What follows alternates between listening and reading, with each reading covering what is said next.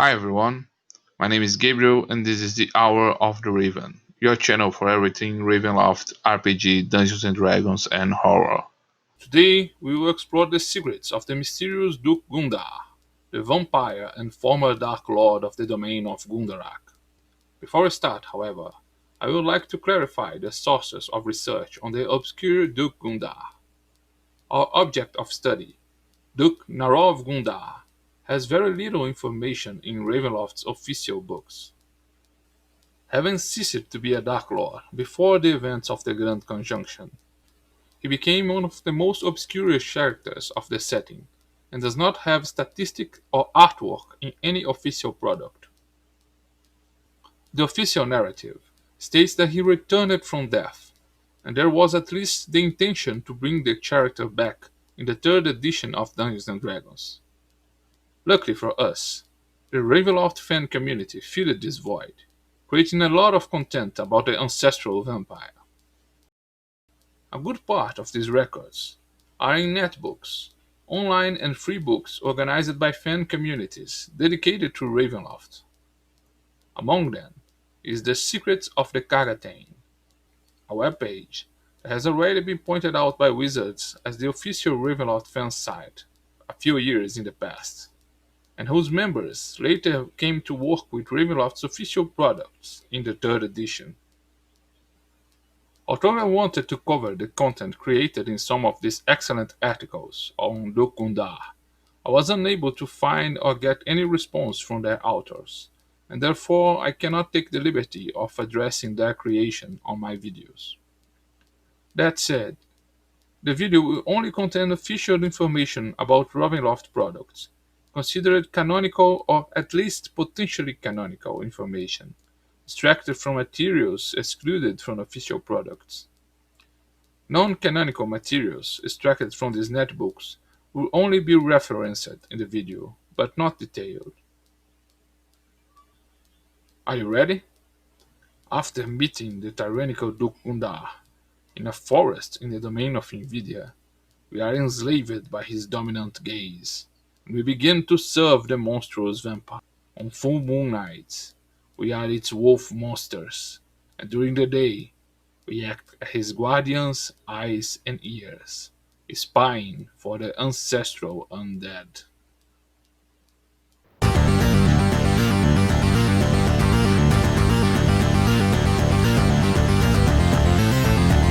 Hour of the Raven.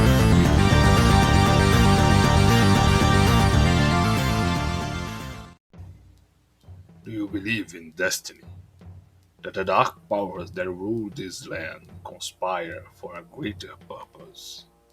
So know that the chains that imprisoned me have shattered, and the Duke Narov Gundar hunts again in the night in search of revenge. Duke Gundar is an ancestral vampire who was once the Dark Lord of the domain of Gundarak. Betrayed by his closest allies and murdered by a band of adventurers, he returned from his state of torpor and now walks again through the demiplane of dread in search of revenge. Duke Gundar is one of the most obscure characters in the Lands of the Mists. The figure of a noble and vampire ruler has strong inspiration in the character of Dracula by Bram Stoker, but little information was given on the official setting about this character. Duke Gundar first appeared in the official box of the campaign setting in the 1990s Ravenloft's Realm of Terror. He was mentioned as the Dark Lord of Gundarak, but received no artwork or statistics. In the Grand Conjunction adventure Feast of Goblins, he is mentioned as one of the conspirators along with Dr. Dominiani, but he does not appear in the adventure. The module just indicates that more information about him can be found in the Realm of Terror box set, which, as we already said, does not present information about the Dark Lord. Duke Gundar makes a brief appearance in the novel Knight of the Black Rose, in which his strained relationship with Count Strahd is shown, as they send and torture spies who are sent by both rulers to each of the domains. In this novel, Lord Soth is influenced by Count Strahd and goes to Castle Unadora to fight Duke Gundar. Despite Gundar's son being murdered, Duke Gundar and Lord Soth reach a stalemate in their confrontation, which ends without winners. Life in Gundarak under the yoke of Duke Gundar is also briefly described in the novel Tapestry of Dark Souls. When the campaign setting was revised and updated in 1994, in the box that later became known as the Red Box, Duke Gundar was assassinated and Gundarak's domain was absorbed by the domains of Barovia and Invidia. The choice to exclude Duke Gundar makes sense from the point of view of the campaign setting. Duke Gundar was a vampire Dark Lord who ruled the domain next to Count Strahd's Barovia, and Strahd was a more developed and famous character. In the official products, Gundar is described as a despotic tyrant, and although he was an older vampire than Strahd, he had a weaker will. However, these characteristics were not enough to validate his permanence in the setting, and with two Dark Lords who are noble vampires so close to each other, he ended up being considered redundant and removed from the setting. The details about his death were not clearly present at the time, although it was later indicated that it was related to the events of the Feast of Goblins adventure. Gundar was betrayed by his ally, Dr. Dominiani, and murdered by adventurers, with a stake piercing his heart. He would make his return to the setting in the supplement Children of the Night Werebeasts, in the Missing Bones adventure, when the stake is removed from his chest and he returns to life. After this event, however, no more information is presented about Duke Gundar in official books of Ravenloft. According to an interview given by one of the authors of the setting, in the 3rd edition era, the return of Duke Gundar and his statistic should have appeared in the Ravenloft Gazetteer 4, but such material was cut from the book due to space problems. According to the aforementioned interview, in the material cut from the Ravenloft Gazetteer 4, Duke Gundar would appear as a human vampire of eminent age, having 6 levels as an aristocrat and 10 levels as a warrior. In the 2nd edition of Dungeons and Dragons, we had an excellent article written by Pierre Gomes van Ruden on the netbook Book of Secrets, which details Duke Gundar's statistics and past. In this article, Duke Gundar is described as being tall and burly, with a bestial appearance, with a face covered with a thick beard. Regarding Duke Gundar's appearance, if I may speculate, I believe that the material in the 3rd edition prepared the ground for giving a more distinct look to Duke Gundar. The book Ravenloft Gazetteer 1, dealing with the history of Barovia, links the origins of the Gundarakite people to the Nureni, a horde of barbarians and horse riders who invaded Barovia in the remote past. The reference to an invading horde of horse riders remind me of the Mongol hordes of our own world, and their period of invasion and conquest under the leadership of the famous Genghis Khan. This connection is even more evident when they mention the Gundarak religion, the cult of Erden, and suggests that it's a demonic god of death, originally known as Irlek Khan, using the suffix Khan, usually associated to leaders of the Mongolian civilization. Despite this, at no time are the people of the Gundarakite ethnic group described in the books as having the physical characteristics of an Eastern physiognomy. So I took the liberty of using as reference for the images in the video the figure of Baron Sangir of the Magic the Gathering card game, a noble vampire with a more Eastern influence, closer to what I imagine of a Khan conqueror and warlord than a bearded warrior. All the information present about Duke Gundar agrees that he was a cruel despot, and that any slip of his subjects could cause him to break out in fury. Gundar was not a man of subtleties, and was more brutal and direct in his actions.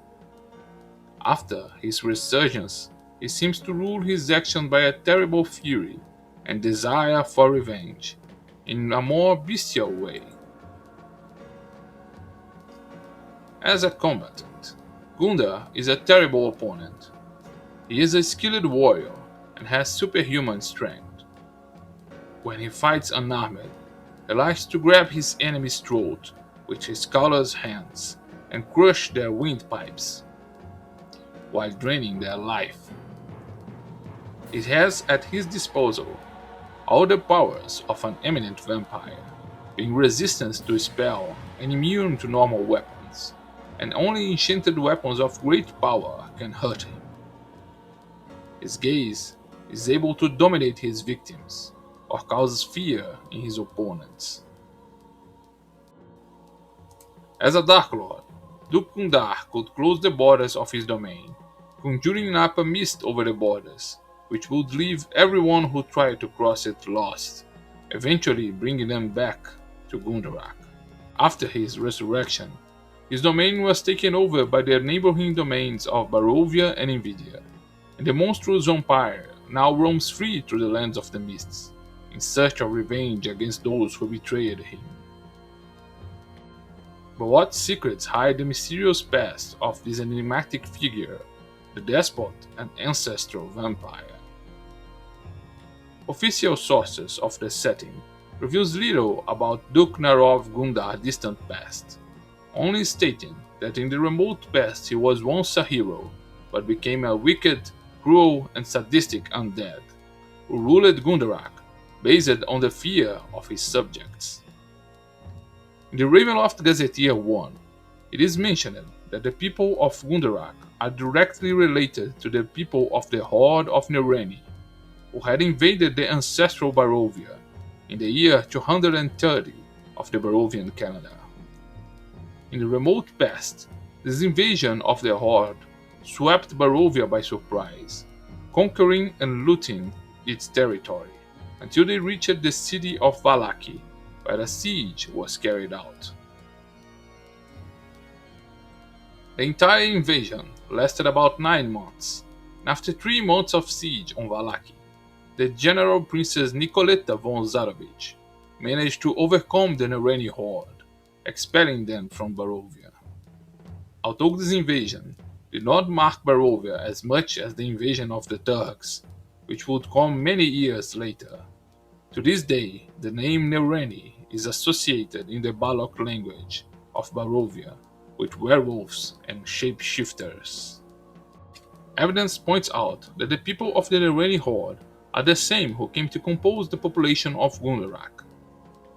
Ancient legends of Gundarak history claim that Narov Gundar led his people from the lands to the west, where the sun dies, through the Dread Mountains, until they reached the Teprich Forest between the years 251 and 263 of the Barovian calendars. Under the leadership of the Gundar family, the Kingdom of Gundarak was formed, with the government passing among the many nobles of the family. All of these governing nobles, however, were just masks and facets used by Duke Narov Gundar to masquerade his undead existence. The tyrannical government of the Gundar family was marked by the heavy taxes and violent and cruel acts of its rulers. So heavy were the fees charged by Gundarak's nobility that a peasant must spend his entire life working to pay such taxes. Duke Gundar saw his subjects as a source of income and taxes, and families that contained elderly, disabled, and sick people were fined for their inoperative members. Duke Gundar also imposed a heavy fine on families who had doctors, on the ground that they would not serve as well in his armies or in his fields, and granted families a period of 15 years to pay this fine, and the penalty of the young women being confiscated by the Gundar family, never to be seen again. Duke Gundar is a warrior and sees magic as something dangerous to be feared. By mystical means, he monitored and hunted spellcasters who used magic in his kingdom, imposing death or servitude on them. Three times popular revolts have risen in those that became known as the First, Second, and Third Unwise Rebellions, in the year 435, 437, and 501 of the Barovian calendar. The popular-led uprisings ended in massacre, with Duke Gundar hanging peasants around the entire ocean that surrounded Castle Unadora, which made all the soil around it infertile. In the last and third Unwise Rebellion, Duke Gundar murdered and crucified in the Blood Hills all the nobles of Gundarak who were not related to his family by blood or marriage, regardless of their participation in the insurrection. After these revolts, Duke Gundar adopted the practice of selecting random peasants to assassinate and hang their bodies on the walls of Castle Unadora and on city streets, as a warning to deter future rebellions. Life in Gundarak was oppressive, and even relief in religion could not be found. Duke Gundar has always favored and imposed the cult of the demonic entity Erling, an evil god of death, chaos, and deception. This religion has always been used as a symbol of Duke Gundar's power, and it's believed to derive from a misrepresentation of the demonic prince Irlek Khan, worshipped by the ancient Nereni horde. In the years 556 of the Barovian calendar, Duke Gundar got one of his most dangerous allies, Dr. Daclaud Heinfroth, known by the nickname of Dr. Dominiani. The scientist was plagued by fear that he would one day be overcome by the madness that ran in his family, and became obsessed with conducting experiments to cure madness. Kidnapping victims, he drained brain fluids from healthy patients to inject them into mentally ill patients to cure their madness. After some positive signs, and fearing he would be driven crazy, Dr. Dominiani decided to perform the procedure on himself and injected the brain fluids of a healthy patient in his brain. The involuntary donor, however, was a woman, victim of Duke Gundar, and was being prepared to become his vampire bride, being transformed into a vampire companion. The result of the experiment transformed Dr. Dominiani into a new vampire strain, a cerebral vampire, which feeds on brain fluids and is unaffected by sunlight. Duke Gundar intended to destroy Dr. Dominiani for his audacity to destroy one of his brides, but he was intrigued by the result of the experiment, and upon discovering that Dr. Dominiani could not resist his will, he discovered he had a new and powerful servant, making the vampire scientist his closest ally. Gundarak emerged in the Lands of the Mists in the year 593 of the Barovian calendar. Few details are known about what evil act condemned Duke Gundar and his realm to the Lands of the Mists. Some point out that Gundar accidentally triggered a portal to the dim plane of dread. Others claim that the darkness of his crimes and brutality against the Gundarakite people had finally caught the attention of the Dark Powers. Duke Gundar continued to rule with a heavy iron fist, having to adapt to the new condition of his mystic prison. Although he continued to alternate fake personas as Gundarak's ruler, by some supernatural means, Duke Gundar was able to have two children, with a mother whose name has already been lost in history. Medraut, his son, from an early age showed a problematic temperament, but also a great talent for the occult and magic. Tragedy struck the heart of the Gundar family when Medraut, after a fight with his sister, ended up murdering the young girl, bashing her skull.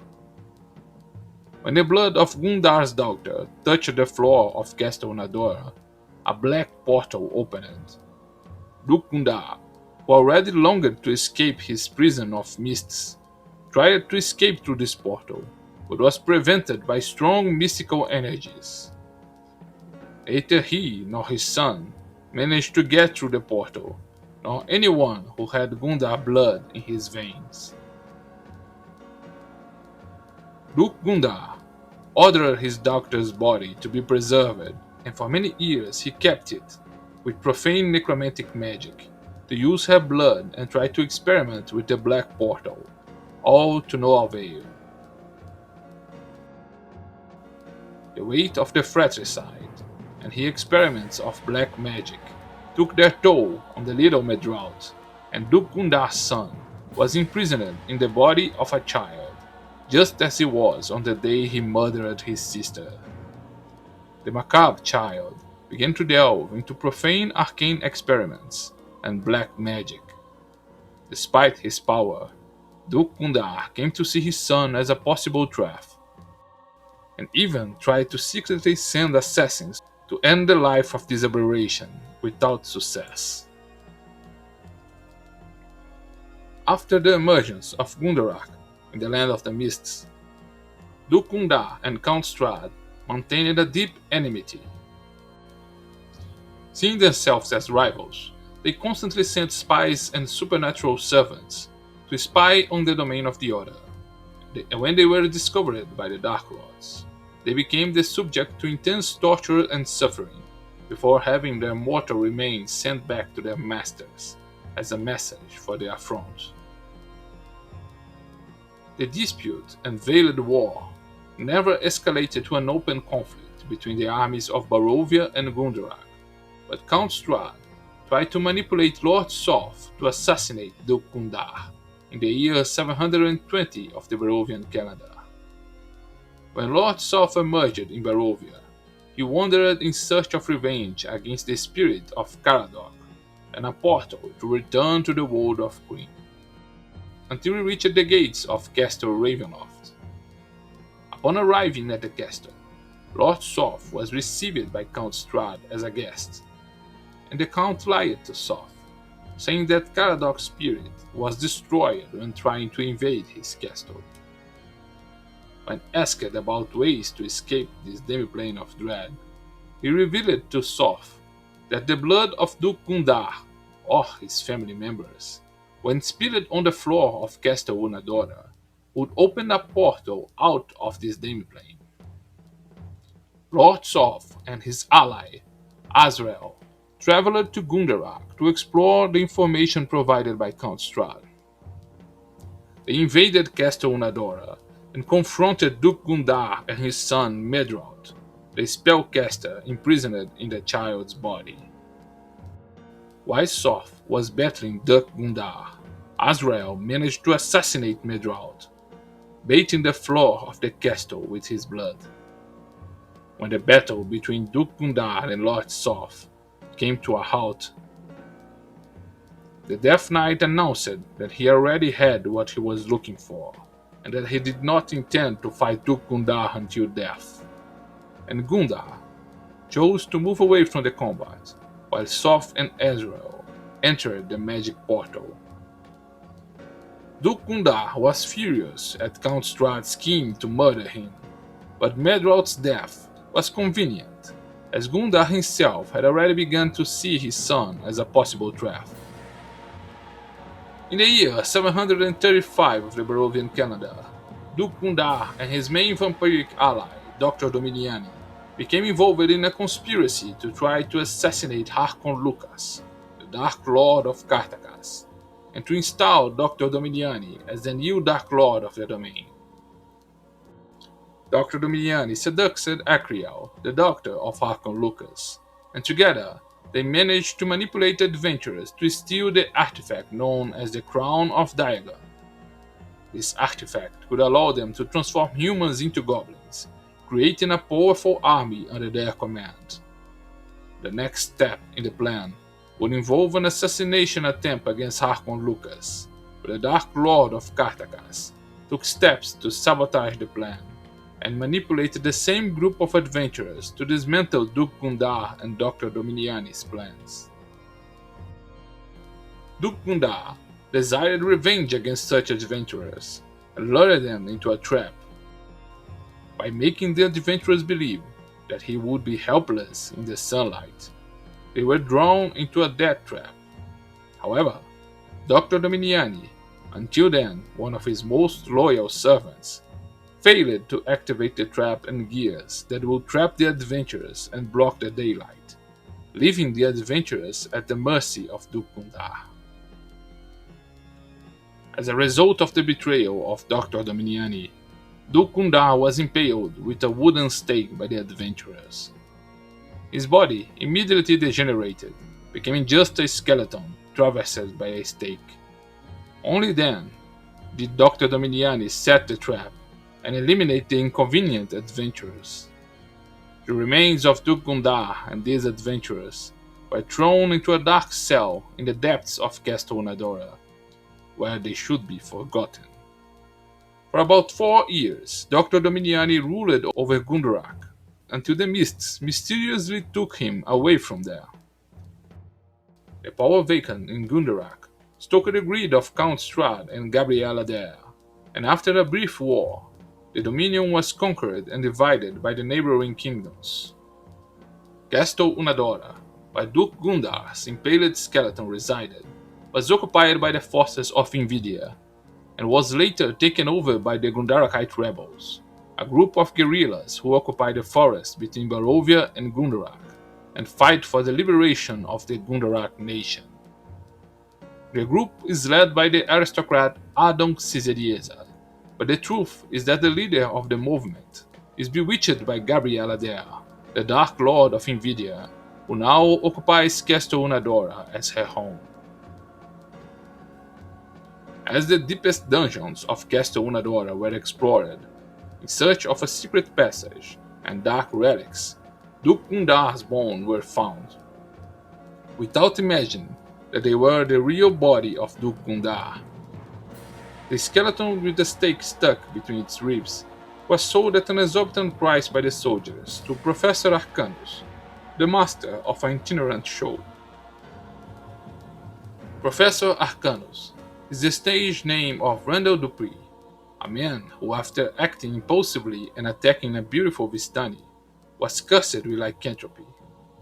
He is now a were-gorilla and has abandoned his life and previous identity in Demoli. Now, he introduces himself as Professor Arcanus, Master of Mystic Arts and Guardian of Forbidden Secrets, and leads an itinerant exhibition of authentic occult relics. The items in his display are mostly false, and even Arcanus did not believe that the impaled skeleton was actually the real Duke Gundar bones. Everything will change in 752 of the Barovian calendar, when foolish attendees of Professor Arcanus' itinerant exhibition decided to remove the stake from Duke Gundar's skeleton. Before long, Gundar's body reformed and fed on the blood of the foolish and unwary who set him free. Duke Gundar was now free again, and roamed the lands of the mists, free from his confinement in Gundarak, and overcome by murderous fury and the desire for revenge against Dr. Dominiani. This mention in the Children of the Night Werebeasts is the last record we have of Duke Gundar in official Ravenloft sources. In some interviews given by one of the authors of the setting in the 3rd edition, the return of Duke Gundar and his statistics should have appeared in the book Ravenloft Gazetteer 4 of the 3rd edition of Dungeons & Dragons, but such material was cut out from the book due to space problems. Duke Gundar would have returned, but he would have suffered from amnesia, and now he was supposed to wander through the woods with a bestial behavior. His mind remained cruel and evil, plagued by flashes and visions of a hazy past in which he was a powerful ruler, overthrown by a traitor named Dominiani. Personally, as a narrator, I would gradually make Duke Gundar recover his old memory and conscience, and turned to two possible goals: revenge against the traitor Dr. Dominiani and the restoration of Gundarak's kingdom. Gundar could play a relevant role in the Gundarakite rebellion, adding yet another supernatural element to the forces fighting for power in the region of Invidia and Barovia. The mysterious Duke Gundar, once an important Dark Lord, remains one of Ravenloft's most obscure Dark Lords, and his past remains shrouded in mystery. What were the crimes that condemned Duke Gundar to his post as Dark Lord of Gundarak? Such information may be forever lost in the mists of Ravenloft. However, many fans of the setting have already created and filled this void with articles that detail the Dark Lord. One of the most detailed articles is in the Book of Secrets, found on the Secrets of the Kagatain website. In this article, written by Pierre Gomez van Ruden, we have the stats for Duke Gundar and a detailed history of the Dark Lord, from his past as a hero of a rebellion against an oppressive regime, to his transformation into a vampire and moral degeneration, and even an encounter and confrontation with Strahd von Zarovich. In the same book, we have the article Lights in the Fog by Andrew Surmark, describing the character Orlinda Nahel, a heroine of the Mists, and how she lost her companion and was maimed in a cruel hunting game promoted by Duke Gundar in Castle Nadora. Finally, I also recommend the article Morts qui dansent by Joe Peckin in the Book of Sacrifices, highlighting a macabre theatrical troupe of undead, created by the profane experiments of Duke Gundar and his son Medrawd. For many nights, we wandered through the forests on the border of Invidia and Barovia, following as slaves to the will of our vampire master, Duke Gundar. The monstrous eminent vampire is driven by fury, and we are witness to his violent and brutal murders.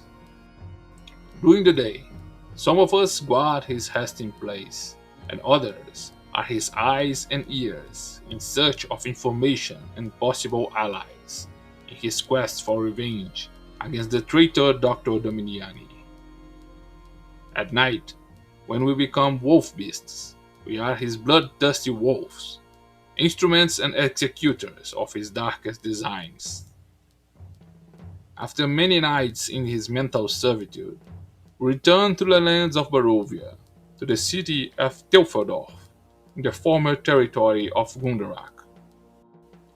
We are ordered by Duke Gundar to seek the support of a mysterious magistrate and alchemist who deals with arcane and occult powers. When we enter the decrepit mansion, we feel a strong evil aura, and the old magistrate who receives us seems to read our souls with his penetrating gaze. It does not take long before he decides to show himself in his true form, like a monstrous creature in wizard robes, with the face of a jackal. Come closer, wolves and leashes. I can offer a solution to your problems. Join us, subscribe to this channel, and together we will listen to Inahira's unholy proposal, the Arcanoloth that makes evil pacts, and who once held Strahd von Zarovich's soul in his book of contracts.